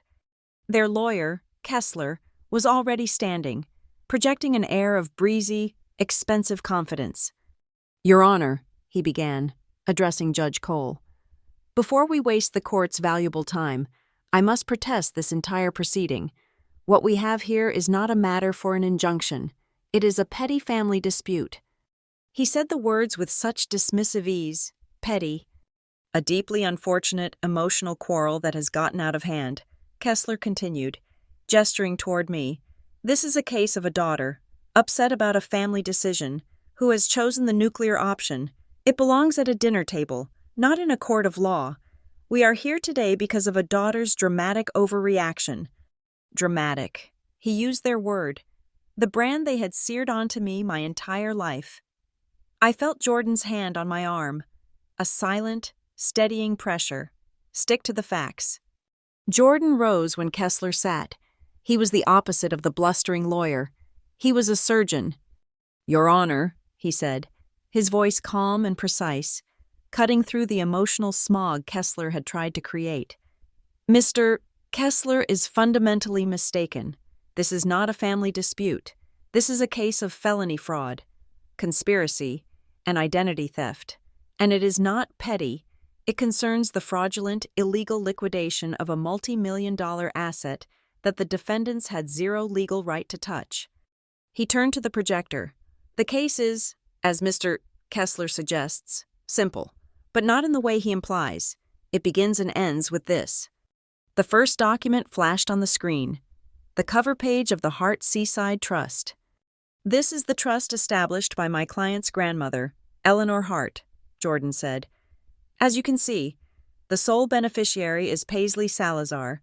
The defendants, Marisol, Daniel, and Luna Salazar, are not named anywhere in this document, and its terms, on page 4, section 3b, are explicit. The property cannot be sold, transferred, or encumbered without the direct, uncoerced, wet ink signature of Ms. Paisley Salazar, period. Kessler was already on his feet. Your Honor, a medical power of attorney is for medical decisions, Jordan cut him off, not missing a beat. It does not grant the right to commit forgery, which brings us to our next exhibit. The screen changed. It was the side-by-side comparison from Dr. Elaine Porter's report, my real, fluid signature from my passport, and beside it, the cramped, labored signature from the closing documents, the hesitation marks, the tremor of forgery, the unnatural pen lifts were all highlighted in red. This is not Ms. Salazar's signature, Jordan stated. It is a drawing, a poor one. Objection, Kessler shouted. That is an opinion, not a fact. It is the expert opinion of the foremost document examiner in the state, Jordan countered smoothly. But Mr. Kessler is right. The court shouldn't have to rely on opinion. Perhaps, Your Honor, the court would prefer a more direct, factual piece of evidence, a video, for example. A dead silence fell over the courtroom. I saw Kessler's head snap toward my father. I saw my mother's hand grip Luna's arm. The defendants, Jordan continued, have claimed this was all a terrible, misguided mistake. The defendant, Daniel Salazar, even stated in a recorded call that he was the one who signed a noble, fatherly lie to protect the real criminal. But when it came time to execute the forgery, they did not send the father. They sent the family's most practiced forger. Your Honor, Jordan said, this is security footage from the offices of the notary, Vincent Riley, dated October 28th. Mr. Riley, I should add, who was paid $5,000 in cash for his discretion and flexibility. The screen flickered, and then a grainy black and white image filled the room. It was the sterile, cheap reception area of a mail and ship store, and walking up to the counter, clear as day, was Luna. I heard my mother make a small, strangling sound. We watched. The courtroom watched as Luna looked around, her movements furtive, nervous. We watched her take the pen, bend over the stack of documents, and sign her name, my name, Paisley Salazar, over and over. The tremor of forgery wasn't just in the signature, it was in her whole body. Luna herself was staring at the screen, her face ashen, her mouth open in a silent scream. She was watching her own crime. They forged the signature, Your Honor. Jordan's voice was cold, relentless, a hammer driving a nail. And to finalize the sale before my client returned, they had to create a compelling, urgent lie, a lie to defraud the new buyers. The video was replaced by emails, my mother's words, projected a foot high for the entire court to see. My daughter is not stable enough to participate in. Involuntarily committed as. Highly vindictive and prone to delusions. If you are contacted by her, please do not engage. It will only trigger her fantasies. And from the affidavit of the buyer, Mr. Adam Barrett, Jordan said, he and his wife were told, and I quote, Ms. Salazar was having a severe psychotic break, and her parents were liquidating assets to pay for her long-term care. They were used as pawns in this conspiracy. Jordan sat down. The silence in the room was absolute. A heavy, crushing weight. Every lie, every private manipulation had been dragged into the fluorescent light. Kessler stood, but his confident bluster was gone. He looked shaken. He was shuffling papers, his argument collapsing around him. "Your Honor, this is a family tragedy," he stammered, falling back on his only script. "My clients, they were acting under extreme duress. They were trying to save their other daughter from a life-threatening addiction. They believed they had a right to those assets. They believed Paisley, as their daughter, would have wanted." "Mr. Kessler." The voice of Judge Cole cut through the room like a shard of ice. She was a woman in her late 60s, with sharp, intelligent eyes that had missed nothing. She had been silent the entire time. Now, she leaned forward, her gaze pinning Kessler to the floor. "I have heard your arguments," she said, her voice clear and powerful. "And I have heard your repeated, near-constant use of the word belief. Let me be very clear." She paused, letting the room hang on her next word. "Belief is not evidence, and it is certainly not a defense for felony forgery." Kessler seemed to physically shrink. "This court finds," Judge Cole continued, "that the plaintiff, Ms. Salazar, has demonstrated an overwhelming likelihood of success on the merits of her case. The Hart Seaside Trust is unambiguous. The signature is a proven forgery. The sale of the property was predicated on a foundation of conspiracy and criminal fraud. The emergency injunction is granted. The entirety of the proceeds from the sale of Penthouse A, Harbor Line Residences, are to remain frozen by this court. Furthermore, all accounts associated with the Salazar Household Fund and any other known accounts of the defendants are hereby frozen. Pending a full trial, you are barred from touching 1 cent. "Mr. Kessler," she finished, "you are lucky this is a civil hearing, because what I have seen today is a criminal enterprise dressed up as a family." "No!" The shriek tore through the courtroom. My mother, Marisol, she had leaped to her feet, her face a mask of crimson, apoplectic rage. Her chair clattered backward. "You can't do this!" she screamed. Not at me, not at Jordan, but at the judge. "We need that money. We have nothing. We're losing our house because of her." She pointed a trembling finger at me. "You are making us homeless. We will be on the street." The bailiff started to move, but Judge Cole held up a hand, her expression unreadable. She slowly took off her glasses and looked down from the bench at my mother. "No, Mrs. Salazar," the judge said, her voice dropping to a low, lethal calm. "You are not losing your home because of me, or because of your daughter." She looked at my mother, then at my father, then at Luna, a look of profound, cold disdain. "You are in this position because of your own actions." She banged the gavel. "This hearing is adjourned." The judge swept from the room, and the noise returned. A wave of chaos. Kessler was desperately trying to get my mother to sit down, to be quiet. My father had his head in his hands. Luna was openly, rackingly sobbing, a broken, terrified sound. I stood up. My legs were shaking, but I was upright. I had not said a single word on the stand. I didn't have to. The truth, in its ugly, factual, undeniable form, had spoken for me. For 33 years, I was dramatic. I was overdoing it. I was unstable. I was the problem. But today, in this sterile, beige room, the law had looked at the facts. It had looked at me. And for the first time in my life, I felt sane. I felt seen. Jordan clipped his pen back into his jacket. He gathered his files, his movements economical and precise. He leaned in, his voice low, for my ears only, as the sound of my family's panic filled the air behind us. "We're winning, Paisley." I looked over my shoulder, one last time, at the wreckage of the defendant's table. My mother was now glaring at my father, spitting accusations. They were turning on each other. Their panic was a living thing, a palpable rancid smell in the air. They finally understood. This was not a family fight. This was not a problem Paisley would just absorb. This was a catastrophe of their own making, and they were well and truly, finally, losing. The victory at the injunction hearing was not a conclusion, it was a catalyst. The moment Judge Cole's gavel struck, the fear that had held my family's secrets together dissolved, and the rats, sensing the ship was truly sinking, began to flee. The first to flee were the banks.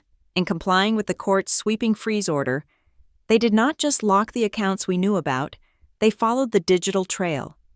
Lyle Hammond, the forensic accountant, called Jordan and me into his office. The meticulous, quiet man I remembered was gone. He looked energized, almost angry. The Salazar Household Fund was a symptom, he said, skipping the pleasantries.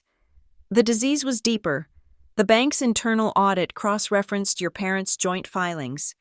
They had another account, a checking account at a different branch. Opened 10 years ago, they funded it just like the other one, with small, random transfers from their own payroll. But also, it seems, from your money.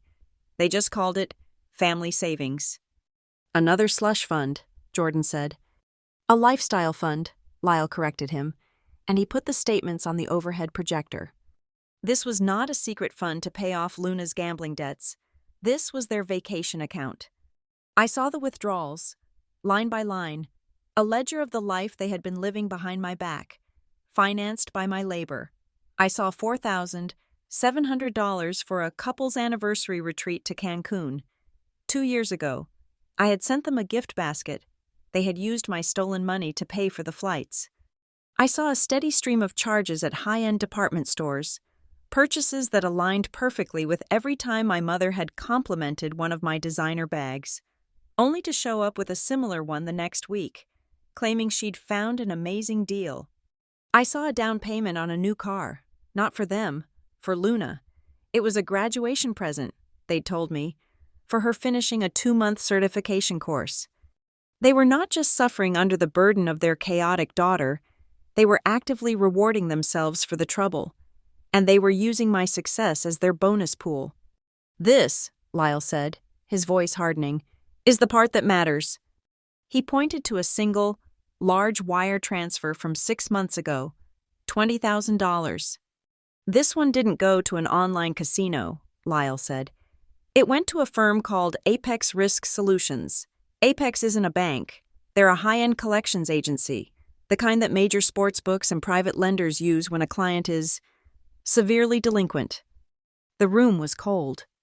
$20,000, I whispered.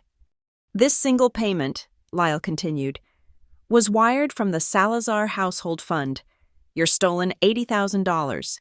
This proves the motive for the penthouse sale. They were not just enabling Luna's addiction, they were paying off a massive, external debt to a collector, a debt so large that even after stealing $80,000, they were still in the hole. The penthouse wasn't Plan A, it was the frantic, desperate Plan B after they had already exhausted your checking account.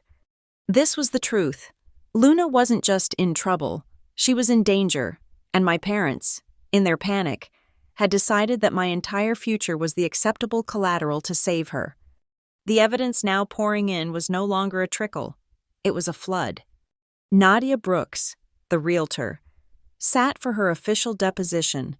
She was no longer a crying or frightened woman, she was a professional, fighting for her license and determined to take my mother down with her. Marisol, Mrs. Salazar. She didn't just suggest the mental health story, Nadia said, her voice crisp for the record. She rehearsed it with me. She called me at least 3 times a day. You have to make them understand, Nadia, that Paisley is sick. You must convey the urgency, that we are rescuing her assets from her own delusions. She was relentless. She was convincing. She said she was a mother trying to save both her daughters. And the notary? Jordan asked. She called him an old family friend who understands how to be flexible, Nadia said. She was the one who told me his name was Vincent Riley. She laughed and said he'd been handling family paperwork for years. Vincent Riley, the notary, was next, faced with perjury, jail time, and the permanent loss of his commission. He broke in less than 10 minutes. His deposition was pathetic. He was a small man in a cheap suit, his hands shaking. Mr. Salazar, Daniel, he came to me. He said his daughter was out of the country, unreachable, but she had pre-signed the documents. She forgot the stamp. He said it was an emergency. And the $5,000? Jordan's voice was flat. It was a processing fee for the rush, Vincent stammered. A thank you. I've done it before for them. Small things. A car title for Luna, school forms. I didn't know. I swear. I never looked at the paperwork. I didn't know it was a multi-million-dollar property. I looked the other way. He had admitted to a pattern. He had admitted to the bribe. He had admitted to the forgery. He was the final nail in the legal coffin. The legal case was shut. It was the personal one that was about to be destroyed. It came on a Thursday, in an anonymous email to Jordan's public inbox. The subject line was, "For Paisley Salazar, you should know." There was no text, just one, single, attached image. It was a screenshot of a text message exchange. The contact name was Luna Bell. It was from 2 months ago, just before the $20,000 debt payment. Luna, my parents are going to kill me. I'm over 20 grand in the hole. It's over. Friend, shit, what are you going to do? Luna, what I always do, tell my mom. She'll freak out. Then she'll make Paisley pay for it. Paisley's always the ATM. Friend, LOL, your parents always have Paisley to save them. Paisley's always the ATM. I sat in Jordan's office, staring at the screenshot. The words blurred. I wasn't reading a text. I was reading the epitaph of my entire childhood. It wasn't a tragedy. It wasn't a mistake. It was a function. I was not their daughter. I was a resource. I was the financial backstop for their chaotic, dysfunctional lives. My success was not their pride. It was their liquidity, my entire identity. The one I had built as the good daughter, the strong one, was a farce they had encouraged because it kept their ATM running. Every "stop being dramatic" wasn't a criticism of my emotions. It was an ATM user hitting the cancel button on an annoying, unwanted prompt. Every "it's for the family" wasn't a plea for unity. It was the terms and conditions of my use. My grandmother's warning came back to me, clear as a bell. Do not let those people treat you like a walking wallet. I had failed. I had let them. Paisley, Jordan said, his voice gentle. I took a breath. The pain was so sharp, so cold. It was clarifying. The grief was gone, replaced by a terrible, sterile calm. I was finally, truly, awake. It's done, I said. The next day, Kessler called. The bluster was gone. He sounded like a man at a funeral. Mr. Vega, he said, and I was listening on speakerphone. My clients, they are ruined. The injunction, they've received a notice of default on their mortgage. They can't access their accounts. They can't buy groceries. This has gone too far. This is punitive. It went too far when your clients committed felony fraud, Jordan replied, his voice bored. A new offer, Kessler said, his voice cracking. They'll sign the judgment. They'll consent to everything. The voided sale, the restitution, everything. Just petition the court to unfreeze Mr. and Mrs. Salazar's personal retirement account. As a gesture of good faith, they have to live. No, Jordan said. This is destroying them, my clients. Your clients destroyed themselves. We are filing for summary judgment. This is over. Jordan hung up. He turned to me. The war room was quiet. The whiteboard was no longer a list of theories. It was a list of exhibits. The trial is in 2 weeks, he said. We won't even get there. With these depositions and the bank records, Kessler knows he can't win. They have no defense. He'll have to consent to the judgment. It's over. Paisley, all we have to do is file the final motion. He looked at me, his gaze searching. I have to ask you, one last time. Are you ready? This is the point of no return. When we file this, it's done. Their home will be in jeopardy. Their assets will be seized to pay the restitution. Their lives, as they know them, are finished. I thought of the motel room. I thought of the ATM. I thought of the laughing text message. They called me homeless, I said. My voice was quiet, but it was not weak. It was cold. They tried to erase me. They tried to paint me as a delusional ghost so they could steal my life. I'm not here for the money. I'm not here for revenge. I stood up and looked out the high-rise window, at the city that was still mine. I'm here for the truth. They built their lives in the dark, using my name as their currency. It's time to call them into the light. Jordan nodded slowly, a small, grim smile on his face. Then we file. That night, my phone buzzed. It was a number I didn't recognize, but I knew who it was. The last, desperate shot from the sinking ship. A single text from Luna. It was not a threat of self-harm. It was not a plea. It was not a manipulation. It was the simple, unvarnished truth of her soul. You didn't just ruin me. You ruined all of us. I hope you're happy alone in your empty box. I will never, ever forgive you. You are not my sister. You are a monster. I stared at the words. Monster, alone. A year ago, those words would have shattered me. They would have been the ultimate weapon, guaranteed to send me spiraling, apologizing, desperate to fix the unfixable. I felt nothing. It was not anger. It was not sadness. It was the clean, cold, sterile feeling of a fever finally breaking. The infection was gone. The toxic organism had been purged. She was right. I was not her sister. I was not their daughter. I was not their ATM. I was Paisley Salazar, and I was no longer alone. I was free. I held my thumb over the message. I did not reply. I did not save it for Jordan. I did not need it. I pressed delete, and for the first time in my life, I was not afraid. The main courtroom was a different animal. This was not the quiet, functional hearing room from before. This was a theater. The wooden benches were packed, filled with the murmuring, curious faces of other lawyers, court staff, and members of the public who had caught the scent of the salacious headline, "Daughter Sues Parents for Stealing Penthouse." They were all here, spectators waiting for the matinee of my family's execution. My family was already at their table. They looked different, diminished. The rage and panic from the hearing had been replaced by a hollowed-out, exhausted shell of a defense. My father looked broken. My mother looked venomous. And Luna, beside her lawyer, just looked bored, as if this was all a profoundly annoying waste of her time. Jordan rose. His voice was not loud, but it filled the cavernous room, silencing the whispers.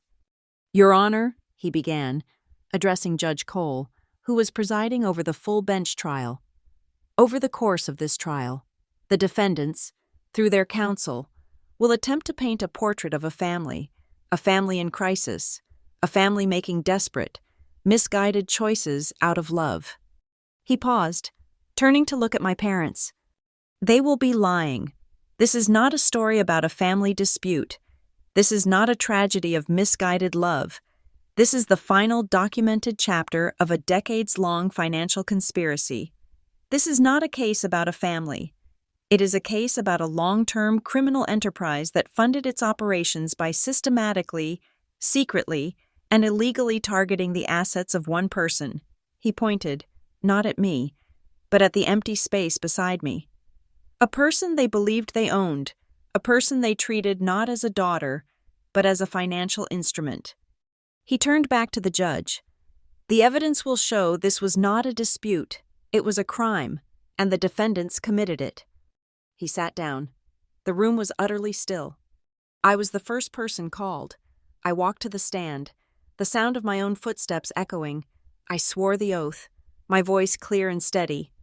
Jordan walked me through it, the flight, the arrival at Harborline Residences, the moment I saw my sofa on the sidewalk. "And what did you think, Miss Salazar?" "I thought it was a mistake," I said. "I thought a neighbor was moving.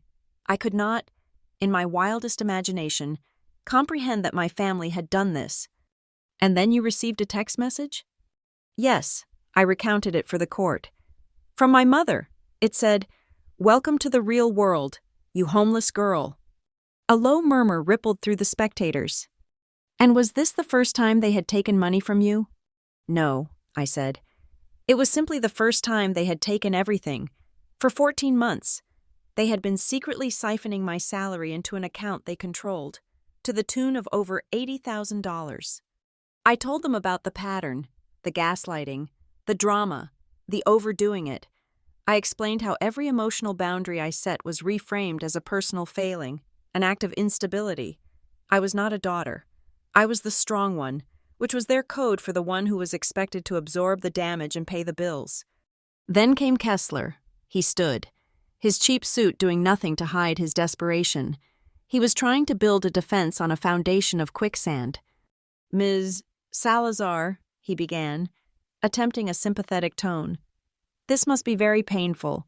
Suing your own mother and father, your own sister, who, we have established, suffers from a debilitating gambling addiction, a disease." "It is a crime," I said, my voice flat. "It is a tragedy," he shot back, his voice rising. "Weren't your parents simply trying to save their other daughter's life? Weren't they acting as any loving parent would, in a moment of panic?" He was painting the picture, the one I had prepared for, the selfless, loving parents, the sick, desperate sister, and me, the cold, wealthy, vindictive one, tearing them apart over money. I looked at him. I did not look at my family. "Mr. Kessler," I said, my voice clear and carrying to every corner of the room. "Saving a life does not grant you a license to destroy another. You do not save a drowning person by strapping an anchor to someone else and pushing them overboard."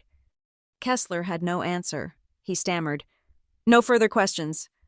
I stepped down, my heart pounding, but my head clear.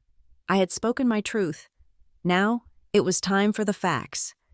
The rest of the case was a clinical, brutal dissection. Jordan called Dr. Elaine Porter. She was crisp, academic, and utterly devastating. She put the forged signature next to my real one. "The tremor of forgery," she explained, pointing with a laser. "The hesitation marks, the unnatural pen lifts. This is not a signature. This is a drawing, executed with extreme stress, by a hand that was not the owner's. It is, in my professional opinion, a 100% certainty that this is a forgery." She then played the video of Luna, signing my name in the notary's office. "And this," Dr. Porter said, "is the moment the crime was committed." Next came Lyle Hammond. He did not show signatures. He showed the flow of water. He put up the timeline, my salary, the Salazar household fund, the $80,000 siphoned, the $20,000 wire to the debt collector. The defendants were not, as they claim, in a panic, Lyle explained. They were methodical. This was a 14-month campaign to drain the plaintiff's assets. The penthouse was not the first act of desperation. It was the last, most brazen act in a long-running play. Then came Adam and Chloe, the buyers. They were angry, their faces set. "We were lied to," Adam said, his voice tight. "We were told Paisley Salazar was mentally unstable, that she was involuntary. We were told her parents were, and I quote, rescuing her assets from her own delusions. They used us. They used her illness as a sales tactic." The word illness hung in the air, the lie my mother had so carefully crafted. Finally, it was the defense's turn. It was a disaster. Kessler had no choice but to put my family on the stand to try and humanize them. It backfired, spectacularly. My mother, Marisol, was first. She wept. She wore a modest black dress, a string of fake pearls. She was the picture of the grieving matriarch. I just love my children," she sobbed. "I was trying to protect my baby. Luna was in so much trouble. They were going to hurt her. I had to. I'm a mother. On cross-examination, Jordan was surgical.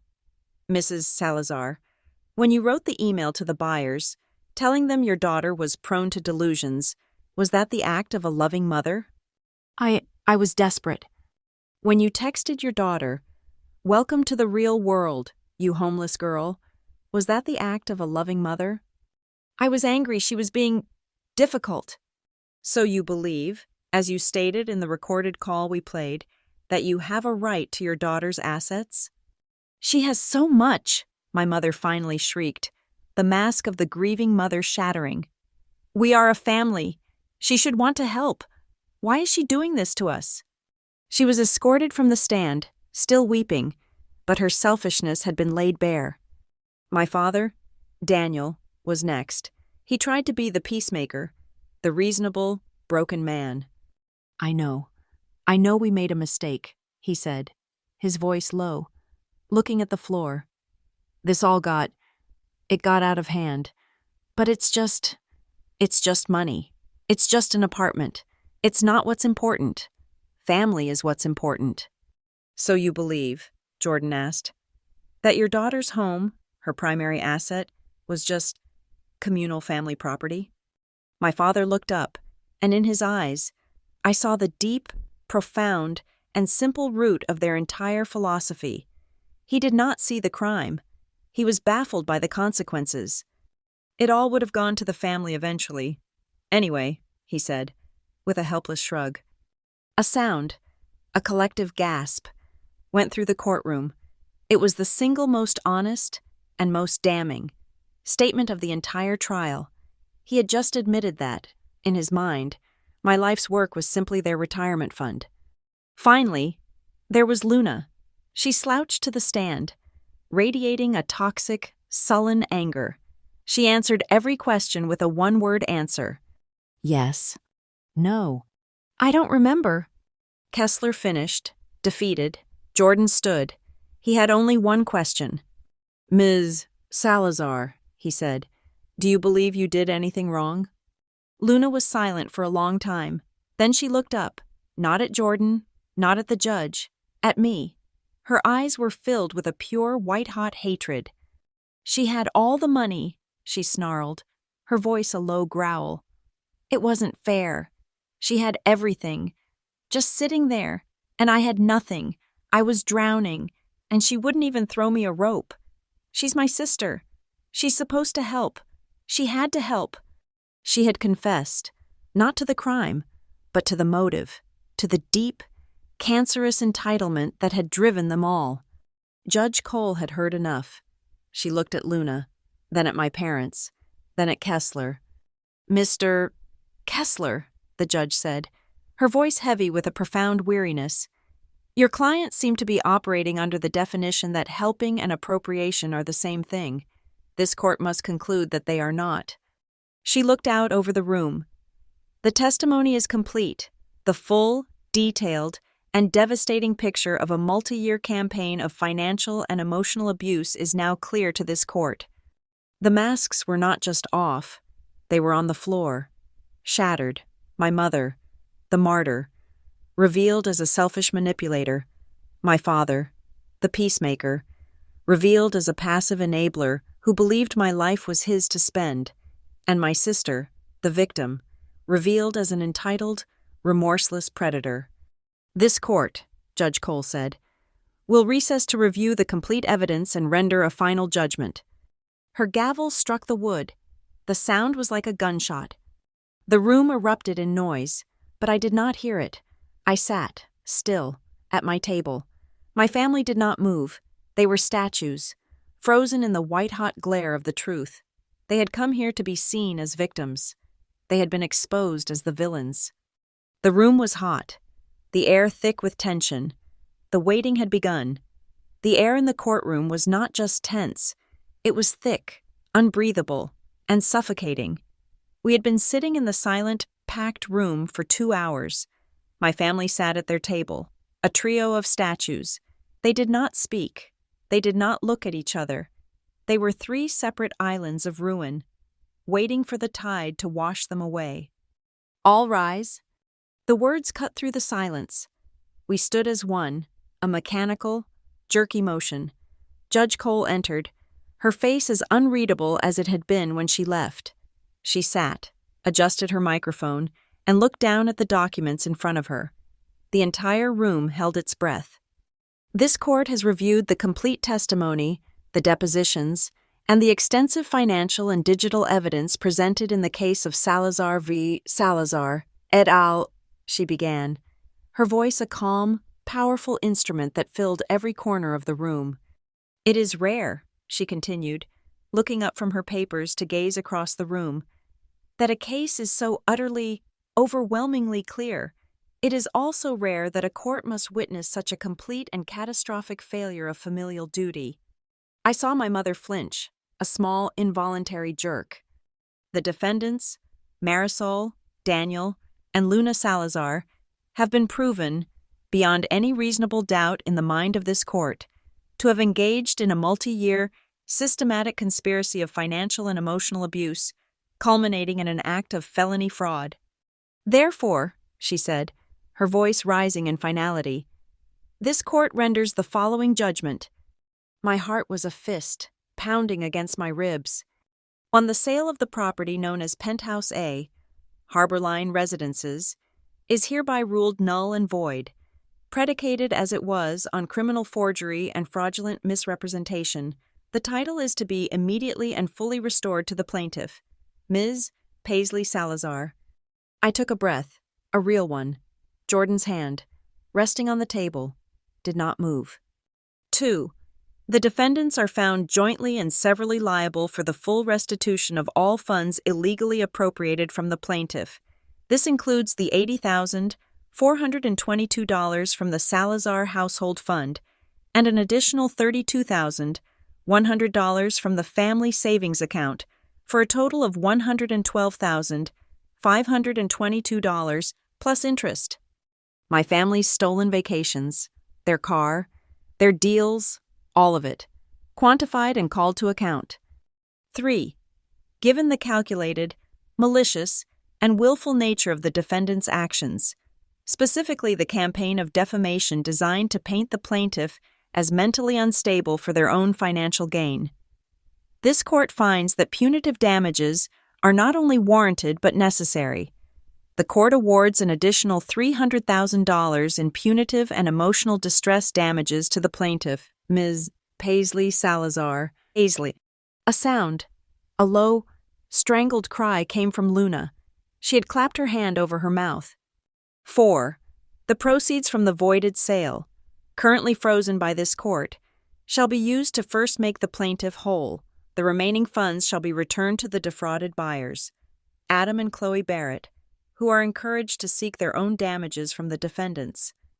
And finally, Judge Cole said, and her face was now a mask of pure, cold steel as she looked directly at my parents and my sister.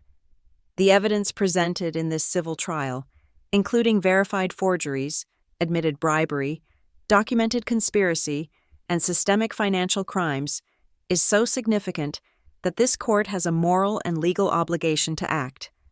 This court is hereby forwarding the complete trial record and all evidence to the Office of the District Attorney for a full criminal investigation and review.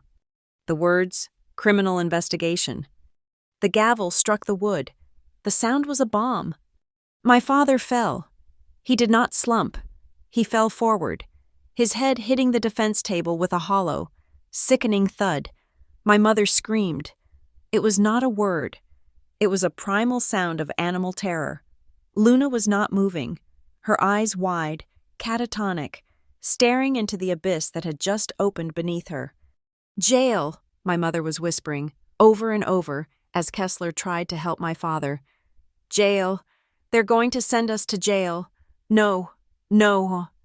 Mr. Vega, Judge Cole said, her voice cutting through the chaos.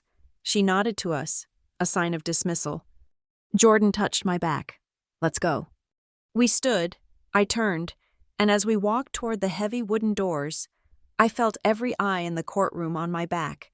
I was not the victim. I was not the homeless girl. I was the woman who had walked into the fire and was walking out, not with ashes, but with the sword. We pushed through the doors into the marble hallway, the sound of my mother's screams mercifully muffled as the doors swung shut. You were extraordinary, Paisley, Jordan said. His face relaxed for the first time in weeks. I corrected him. Before I could say more, the doors burst open again. Paisley! Paisley! Wait! It was my mother. Her face was a ruin of smeared mascara and raw terror. She ran, stumbling, and grabbed my arm. Her grip was like a claw. "You can't do this," she sobbed, her voice a desperate, wet plea. "Please, a criminal investigation?